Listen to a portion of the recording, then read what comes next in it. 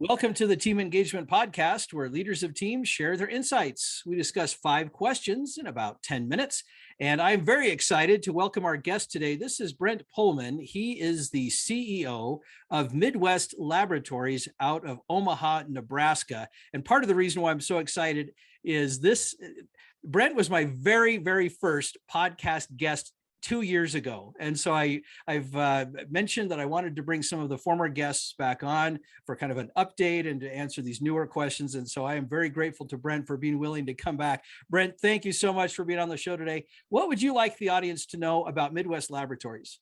Oh, Sean, well, thank you again for having me on. This is a tremendous invitation to do this again. Obviously, you said it, CEO and owner of Midwest Laboratories.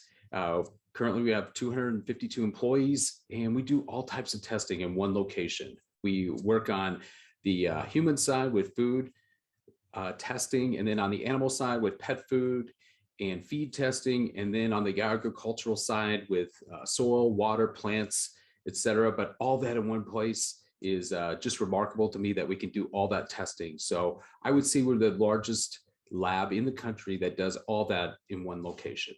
That's fantastic. And then before we started the recording, and maybe I'm out of the sequence of when you wanted to share it, but I think you were mentioning that you were moving to a new location and you're expanding.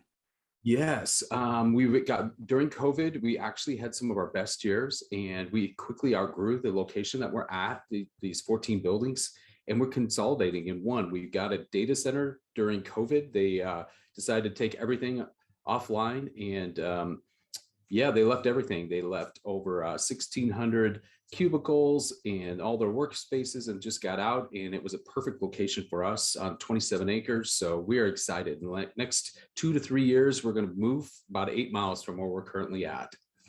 Wow, what a big undertaking, but congratulations. That's fantastic. Thank you so much.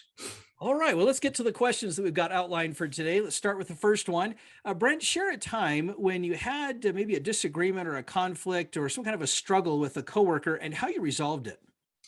Well, I think, and again, this kind of gets back to the last 2 years with COVID. I think my real struggle was how are we going to continue the culture, and what specifically could I do to maintain relationships and that? And it really, what I learned was it starts with me. I've got to bring my A game every single day as a leader.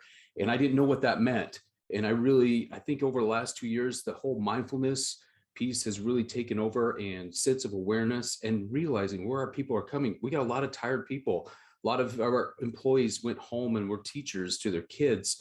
And I think that whole struggle really taught me that I can't be reactive. I need to change the way I do the leadership. I need to really look and have a different perspective with that. And it really starts with myself. If we're going to continue to change this culture as everything changes on the outside, and really build a strong network where relationships and people are valued.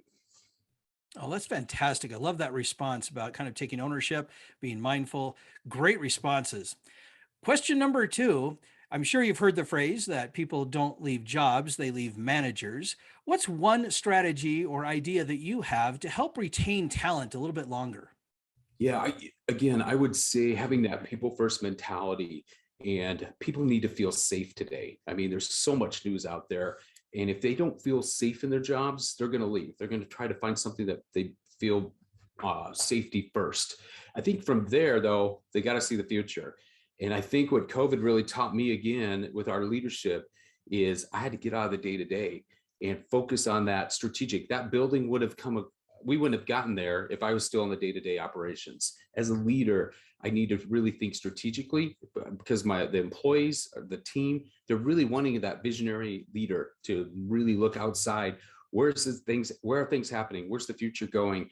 And again, people get excited about those things. I did not realize how excited people are, but when they can see the future and growth, they want to be about part of something that's growing and not dying, as they're seeing a lot of lately. So that's probably the biggest thing, that I can do to, again, because a lot of this, people are thinking about moving and changing jobs all the time. But if you create that positive direction and they can see where that things are going, I do believe that's a huge piece in retaining good employees.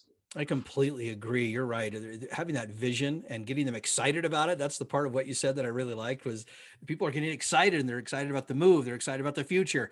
That keeps them there. And also really appreciated what you said about having it be a safe place, both physically, psychologically, everything else. So great comments. Thank you. Thanks. Question number 3, Brent, how do you build resilience in a team? I think resilience comes from, and again, I'm trying to incorporate this a lot, is respect for others. Because usually we compare ourselves to others, but if we have that respect, and that really comes from, again, having a high sense of awareness. And I'm learning people's awareness is all over the place. But when we know what each person is doing and that each person is valued, I really do believe that creates a strong cohesion. And then we have resilience. We're only going to grow and get better as we come together as people, and we'll get there faster. That's really, again, the last 2 years have shown me is it really forced us to all come together and really work on these tough things that we never really wanted to work on before. Who wants to spend time on a COVID handbook, or put things together, procedures like that? But we had to do that in order to be safe. And again, continue the business continuity was huge over the last 2 years. How do we keep our company going during the midst of all this pandemic and crisis? So I think you get further faster through your people than anything else. I love that. And I completely agree. Obviously, because the name of the podcast is team engagement. I'm a big fan of teams and coming together as a team and as a company and whatever it needs to be. But that's great responses. All right. Question number 4. Is there someone that you would like to recognize that has made an influence or had an influence in your life?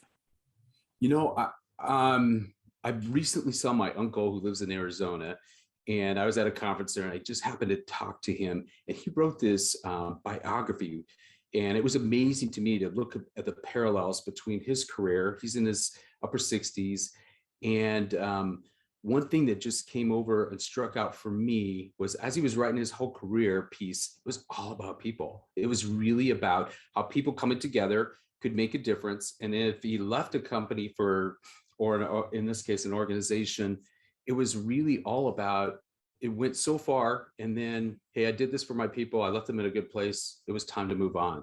Or our jobs were eliminated. It was I got our people where they needed to be, and I needed to move to my next opportunity. But it was always around people, always. And I think that really just struck with me is that people are the key to making a difference today. And I always have 3 words: people, process, and technology. And people are first, always. I love that. And that's such a great message because we do need more of that in the world today and in business today about making sure we keep people at the forefront, as well as some of these other things about product and technology and so forth. So great. All right. Well, our last question, Brent, tell us a little bit about your first job. Well, actually, so my first job was actually where I'm at today. I was 15. My father started this company, and during COVID, he retired at the age of 80. And so this has only been like 2 years since he's really been away from here.